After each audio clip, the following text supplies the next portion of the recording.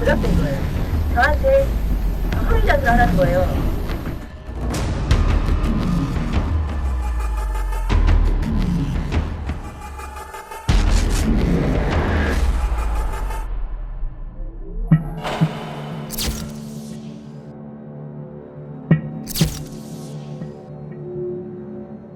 시신 앞엔 자동차 방향 지시등도 깨져 있었는데 자세히 보니 좀 이상한 구석이 많은 현장이었습니다.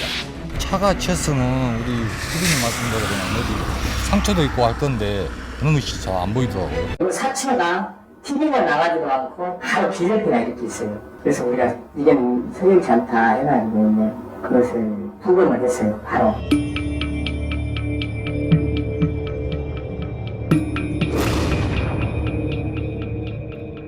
그녀가 마을 입구 검문소를 통과한 시간은 3월 7일 새벽 1시경. 그런데 검문소에서 30분 거리의 할머니 집에 도착한 건 그로부터 4시간 뒤였습니다. 그 4시간의 알리바이가 석연치 않았던 겁니다.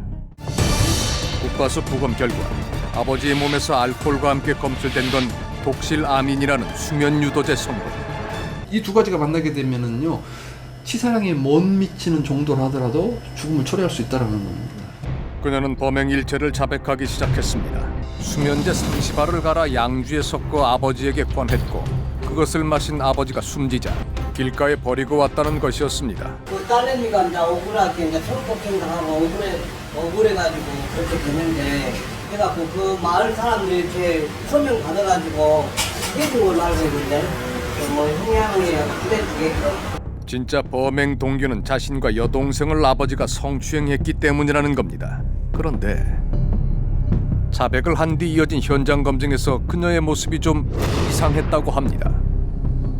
당시 수사 기록에도 김신혜가 범행 사실을 부인하며 현장 검증을 거부해 임의로 현장 검증을 진행했다고 기록돼 있습니다.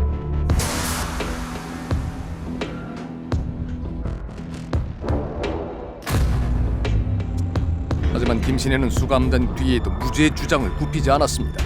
저 아니에요. 왜냐면 그게 조작된 거예요. 저한테 허위자들 하라는 거예요.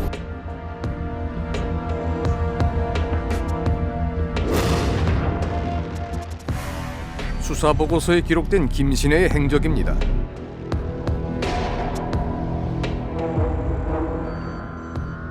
그렇게 김신혜는 갈아놓은 수면제와 양주 한 병을 챙겨 귀향길에 올랐습니다.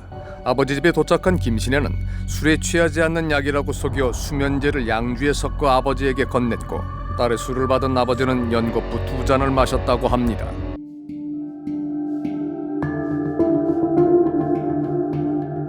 아버지는 차 안에서도 한참 얘기를 했다고 합니다.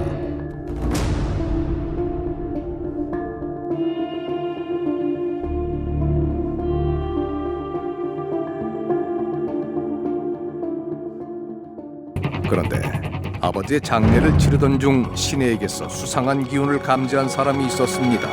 바로 김신혜의 고모부였습니다. 경찰이 김신혜를 의심하고 있는 듯해 신혜를 따로 불러내 조심스레 얘기를 건넸더니 놀랍게도 그녀가 아버지를 살해했다고 자백을 했다는 겁니다. 이게 우리 주인이 만나게 자백을 했어요. 그 당시에. 하는가 동시에 내가 하나 있어서 이제 큰아빠를 데리고 시킨 거예요. 큰아버지와 고모부는 다른 사람들의 이목이 신경 쓰여 신혜를 고모집으로 데려가 얘기를 이어나갔다고 합니다. 머리인데 양념에 내가 물었어. 뭐냐고 했냐. 저기 이제 수면제 그 술에 탔다고 양주에 물어봤을 거 아닙니까, 친척들이. 도대체 어떻게 아버지를 죽였냐, 왜 죽였냐. 거기서 그 자리에서는 정황이 없어요. 그냥 다른 안 해봤어요. 그냥. 김신혜 확실한 거야. 이렇게 고개를 끄덕거려 울었거든. 대답을 하지 않고 고개 끄덕거려 울었다고. 내 기억이 확실해 그거든. 고개 끄덕거려 울었어. 지 진술아 너무 많이 떨어지니까 누가 봐도 범인이지. 그렇다면 자수까지 해놓고 김신혜는 왜 자신의 무죄를 주장하는 걸까? 김신혜는 그날 밤 아버지와 드라이브를 한 적도 함께 술을 마신 적도 없다고 주장합니다. 심지어 고향에 도착해 아버지를 만난 적도 없다는 겁니다. 그녀의 주장은 이렇습니다.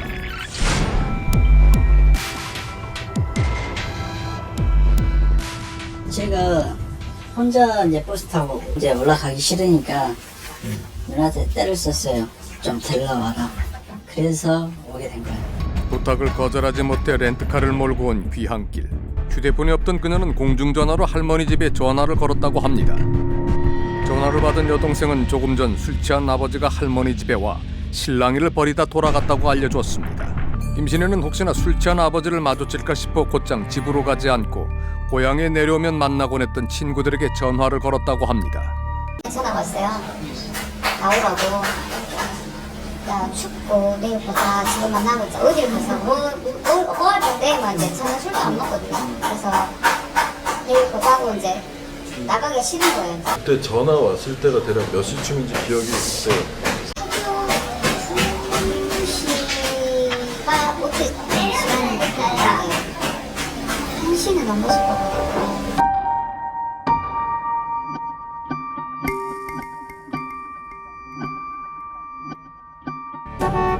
자동차 경적 소리에 잠을 깬 건 새벽 5시경. 부랴부랴 아버지 집 앞 주차 공간에 차를 세우고 2층 불이 켜져 있어 아버지를 불러봤는데 대답이 없어 주무시나 보다 생각했다고 했습니다.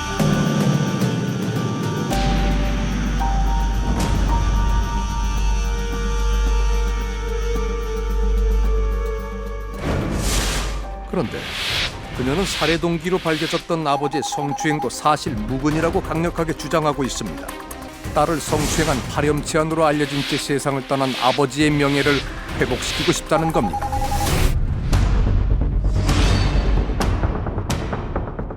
수사팀은 김신혜가 수면 유도제 30알을 먹인 것이라고 결론 내렸습니다. 그런데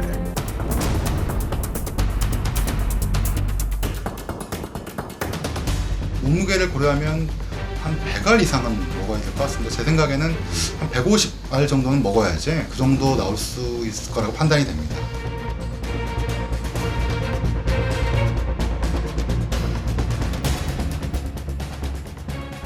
표시 안 나게, 즉 그냥 일반적인 술이라고 생각하게끔 먹일 방법은 없다고 봅니다.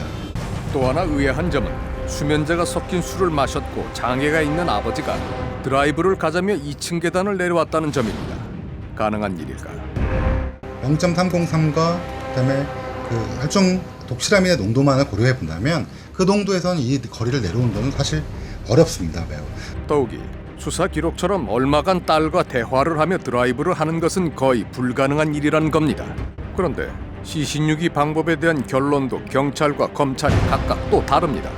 경찰은 조수석 문을 연 뒤 다시 운전석으로 돌아와 밀어 떨어뜨렸다고 했는데 검찰은 운전석에서 아버지를 밀다가 힘이 들어 아버지의 겨드랑이 부근을 잡고 차에서 내려놨다는 겁니다. 자꾸 그 진술의 회차를 변경해 가면서 바뀌어가는 모습은 오히려 수사기관 측에서 더 합리적으로 보이기 위한 디테일의 보정을 피의자에게 요구한 과정이다. 그렇게 볼 수가 있는 것이죠.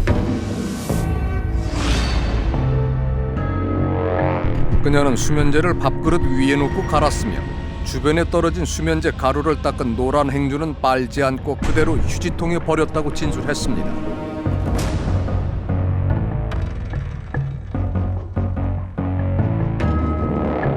아버지가 마셨다는 양주병과 양주잔은 아예 확보되지도 않았습니다. 진정을 물어보니까 하나 던졌다. 수고 못했거든요. 8회에 걸쳐서 계속해서 자백이 이루어지고 있습니다. 상식적이라면 거기에 자백 내용에 부합하는 물증이 뭐라도 하나 나오는 게 정상적인데 그렇기 때문에 이 자백의 신빙성이나 이런 것들을 보다 정확하게 초기 단계에서부터 다시 시작을 해서 검토해 볼 필요가 있는 게 아니냐. 애초에 김신혜는 왜 자신이 범인이라고 자백했던 걸까? 동생이 아버지를 죽인 것 같은 생각이 들어 동생 대신 제가 징역살이를 하려고 제가 아버지를 죽였다고 하였습니다. 김신혜의 주장에 따르면 장례식장에서 고모부가 자기를 불러내더니 간밤에 남동생 준호가 아버지를 죽이고 찾아와 뒤처리를 도왔으니 집안 전체를 생각해 신혜 네가 대신 자수를 하라고 충고했다는 겁니다. 믿을 수 없다며 동생 준호와 얘기를 나누겠다고 했지만 고모부가 이를 굳고 말렸다는 겁니다. 제가 이제 빨리 확인을 해야겠다는 생각도 이제 문을 딱 나오려고 하고 고모부가 막 저를 잡고 그랬어요. 맞고 얘기를 막 하자 그러니까 막 자꾸 시간을 끌더라고요. 그 뒤 고모부와 큰아버지에 이끌려 여동생과 함께 고모집으로 갔다고 합니다. 그런데 고모집에서 나눈 대화 내용에 대해서는 서로 전혀 다른 얘기를 합니다. 좋은 관리를 해주세요. 없다. 통장 어디 있니? 그리고 그 서울집 계약서요. 서울집 계약서는 어디다 놔뒀냐 막 그런 식으로 막 있더라고.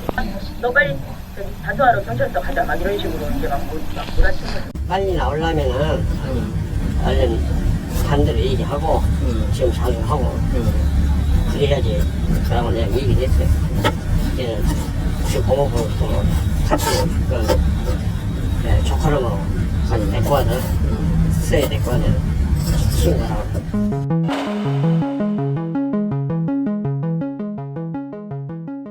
분향소로 가는 줄 알았어요. 그러니까 차에서 그러니까 울고 있으니까 시야가 좀 흐려졌어요. 진짜 딱 분향소라고 해서 내렸는데 경찰서 마당이었어요. 상황이. 그래놓고 나는 안 간다고 그러니까 그러면서 저 막 끌고 갔어요. 이후 곧 조사가 이루어졌고 긴급 체포가 됐기 때문에 남동생에게 사실을 확인할 시간을 갖지 못했다는 겁니다. 그런데 가족들은 이내 아버지의 몹쓸 짓 때문에 벌어진 일이니 친해를 선처해달라는 탄원서에 동네 사람들의 서명을 받기 시작했습니다. 성추행 부분은 도대체 어떻게? 그것은 전혀 없는 얘기예요. 그 얘기는 저는 그냥 누나가 우리가 저렇게 말을 해야가 누나가 나올 수 있다 그렇게 믿고 말한 거야. 이제 고모부가 그렇게 시킨 거니까.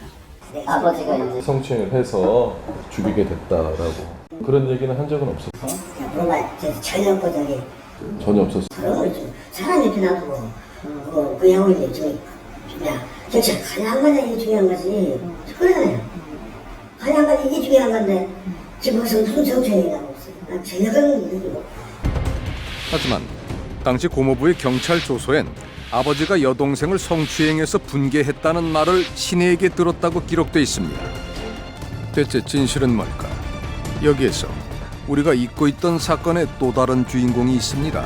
바로 성추행의 당사자로 지목됐던 여동생 지혜 씨입니다. 아빠가 를 성추행한 적이 있습니까? 없어요. 그러면 그 얘기는 어떻게 해서 나온 거죠? 그거는 고모부 입에서. 그러면 경찰서에 가서 진술을 할 때 성추행 당한 적이 있다라고 진술을 했잖아요. 그 진술은 어떻게 된 겁니까?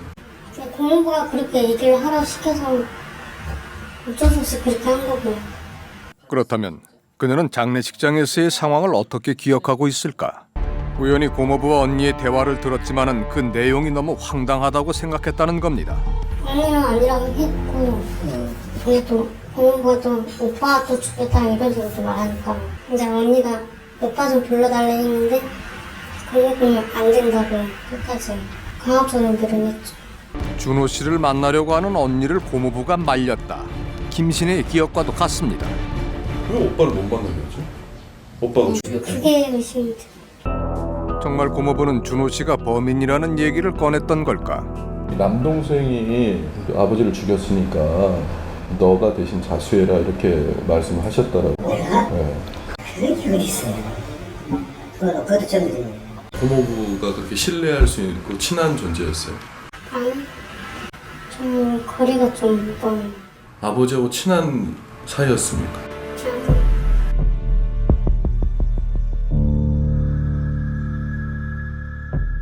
하지만 고모부는 단지 자신이 제일 먼저 경찰의 의중을 눈치챘기 때문이라고 주장합니다. 그렇잖아요. 예, 정직자는 경찰에 왔을까? 그거 보니까 CCTV 있잖아요. 그리고 확인하고 있는데 의심이 간다. 거기서 힘들어 없다는 얘기예요. 최초에 이제 그걸 찍더라고요. 경찰이 김신혜를 유력한 용의자로 지목한 뒤 가족들에게 그 정보를 흘렸다는 겁니다. 그런데 우리는 그때 당시는 김신혜 자체를 의심하고 그랬지만 전체적인 걸 다 의심했죠. 김신혜만이 아니라 아무리 봐도 주변 사람들인 것 같다. 그렇죠. 그렇게 이해하는 것이지. 그것이 김신혜다라고 어떻게 추정을 할 수가 있어요.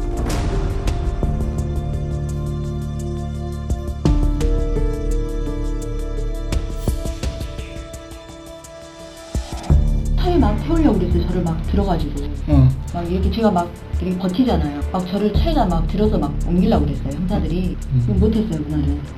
그래서 그 다음날 오전에 다시 저를 끌어냈어요. 절차적인 문제는 확실히 있다는 건 분명한 사실이에요. 분명히 김신혜는 현장 검증 과정에서 범행을 부인했고 재현을 거부했단 말입니다. 그런데 재현했다는 사진이 다 찍혀 있어요. 재현한 사진은 진술대로 재현했다는 건데 진술대로 재현한 것 자체가 자백을 사실상 강요당했다는 걸로 볼 수밖에 없는